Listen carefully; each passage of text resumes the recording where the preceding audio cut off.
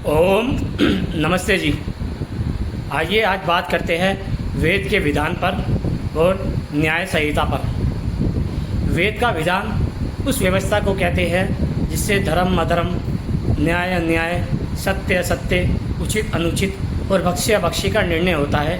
उसी को ही धर्मशास्त्र अर्थात वेद आदि शास्त्र कहा जाता है। वेद के द्वारा ही ये निर्धारित किया जाता है कि कौन व्यक्ति धर्म कर रहा है और कौन व्यक्ति अधर्म कर रहा है, कौन व्यक्ति सत्यवादी है और कौन व्यक्ति असत्यवादी है, कौन व्यक्ति राजा बनने योग्य है और कौन व्यक्ति प्रजा बनने योग्य है। उसी के निर्णय के अनुसार धर्मशास्त्र के अनुकूल होने पे मनुस्मृति को ही न्याय संहिता कहा जाता है।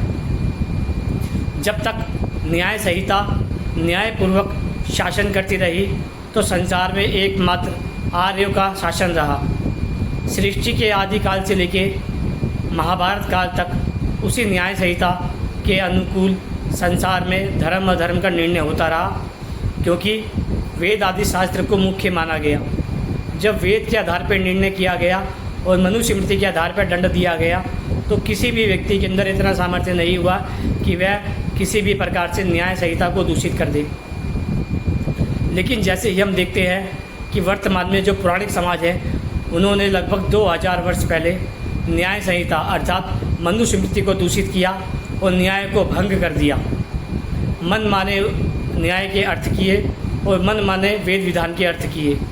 वेद विधान के गलत अर्थ करने के कारण न्याय संहिता नष्ट हो गई। न्याय संहिता नष्ट होने के कारण धीरे धीरे समाज नष्ट होता गया। जब न्याय संहिता नष्ट हो जाती है तो धीरे धीरे समाज स्वतः ही नष्ट हो जाता है। आज भी हम जिस न्याय संहिता के बारे में बात करते हैं, मनुस्मृति के बारे में, वह फिर भी आज भी दूषित है। क्यों? मान लीजिए कोई पढ़ा लिखा व्यक्ति यदि बलात्कार करता है और यदि कोई अनपढ़ व्यक्ति बलात्कार करता है तो अनपढ़ व्यक्ति को जब मृत्यु दंड का अधिकारी है तो पढ़ा लिखा व्यक्ति मृत्यु दंड का अधिकारी कैसे नहीं हो सकता।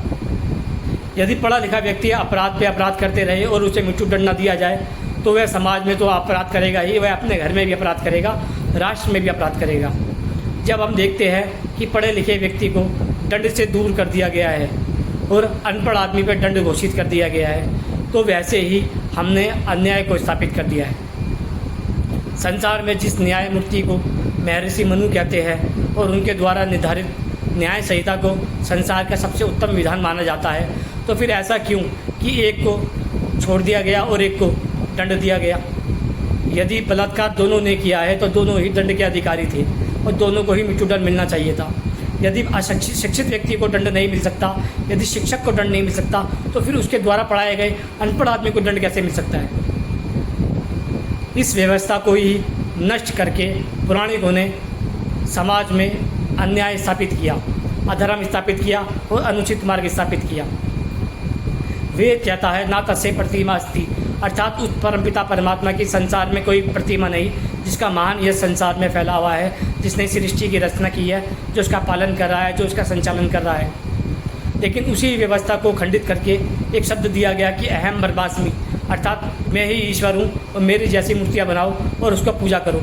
अर्थात वेद की इस आज्ञा का उल्लंघन करना है वाले को व्यक्ति को न्याय दंड संहिता के अनुसार मृत्युदंड घोषित होना चाहिए था, क्योंकि उसके कारण संसार में अन्याय और अनिश्वरवाद फैला। लेकिन हमने उसे दंड विधान से अलग कर दिया। वेद कहता है, वेद के यजुर्वेद का 40वें अध्याय का 9वां मंत्र कहता है, जो व्यक्ति संभूति अर्थात सज्जन की उपासना करता है और जो व्यक्ति असंभू यानी असंभूति यानी कि जो प्रकृति की उपासना करता है वह अविद्या के अंधकार में खो जाता है और जिससे उसकी बुद्धि और विवेक नष्ट हो जाता है। लेकिन आज हम जिसके कारण साकार रूप के कारण या मूर्ति पूजा के कारण उस अविवेक में फंस गए हैं, उसका दोषी कौन? शिक्षक को यदि उस दंड से अलग कर दिया जाए तो फिर उस समाज को कैसे दंडित करोगे आप जो शिक्षक के द्वारा निर्माण किया जाता है। यदि उसको दंडित नहीं कर सकते थे तो फिर समाज को दंडित करने का अधिकार आपके पास कैसे आ गया। चौथी जगह कहा जाता है कि यजुर्वेद के 40वें मंत्र का 9वें अध्याय 40वें के 17वां मंत्र, ओम खा ब्रह्मा, अर्थात उस परमपिता परमात्मा का मुख्य नाम ओम है।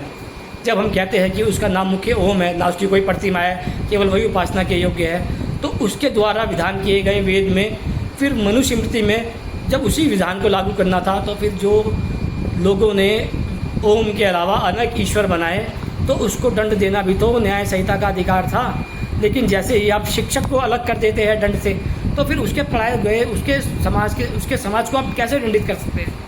आज संसार में जो हम मनुस्मृति को गाली दी जा रही है, मनुस्मृति को गलत बोला जा रहा है, तो उसका कारण न्याय संहिता तो है। यदि आपकी न्याय संहिता सही होती तो दंड का विधान सब पे लागू होता, तो फिर अन्याय करता ही कौन? आप कह रहे हो कि शूद्र को और स्त्रियों को वेद पढ़ने का अधिकार नहीं है। जब आप स्त्रियों को वेद पढ़ने का अधिकार नहीं है, तो आपका जो मनुष्य समाज है उसकी आधी संख्या तो वैसी ही अनपढ़ हो गई, वैसी अधर्मी हो गई। बचा शूद्र समाज, उसमें 12% उससे निकाल दीजिए, तो 37% में से आधा चला गया व्यापार में, आधा चला गया शिक्षा में, आधा बचा इसमें जो नशे वैसे में घुस गया। बचा 3-4% लोग कैसे समाज 97% लोगों को चला लेंगे?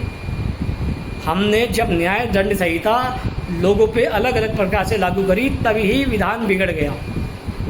एक बलात्कारी यदि बलात्कार करता है तो वह चाहे पढ़ा लिखा हो, चाहे राजा हो, चाहे प्रजा हो या अनपढ़ हो, उन सबको ही मृत्यु दंड का अधिकारी समझना चाहिए। जब ही न्याय संहिता कार्य करती है। महर्षि मनु ने जिस न्याय व्यवस्था की लागू की थी वह आज मिलती ही नहीं।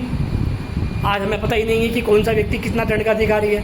हम तो दूषित वाली पढ़ते हैं और उसी के उनको अपना उचित ठहराने में लगे हुए हैं कि क्या सही है क्या गलत है। जब तक हमें पता ही नहीं चल रहा कि दंड संहिता कहते हैं किसे, तो हम कैसे दंड देंगे? हमें न्याय संहिता को बुद्धिपूर्वक समझना चाहिए, न्यायपूर्वक समझना चाहिए, तभी विधान करना चाहिए। ओम नमस्ते जी। वेद सर्वोत्तम है, वेद के आधार पर निर्णय कीजिए और सबको दंडित कीजिए जो अपराधी है। समाज में सबसे अधिक अपराध जिसने किया है वह शिक्षक विभाग है। उन सबको दंडित करना मुख्य धर्म है। शिक्षक यदि सही सुधर गया तो समाज सुधर जाएगा, शिक्षक यदि बिगड़ गया तो समाज बिगड़ जाएगा। शिक्षक को नियंत्रण करिए, समाज नियंत्रण हो जाएगा। शिक्षक भटक गया तो समाज भटक जाएगा। शिक्षक ही मूल है। यदि आपने शिक्षक को छोड़ दिया, अर्थात यदि आपने वेदाचार्य को छोड़ दिया, धर्माचार्य को छोड़ दिया, समाजाचार्य को छोड़ दिया, तो वह समाज का पतन कर देते हैं। ऐसे में यदि आपने न्याय व्यवस्था को नहीं लागू किया तो फिर न्याय व्यवस्था ठप हो जाती है। ओम नमस्ते।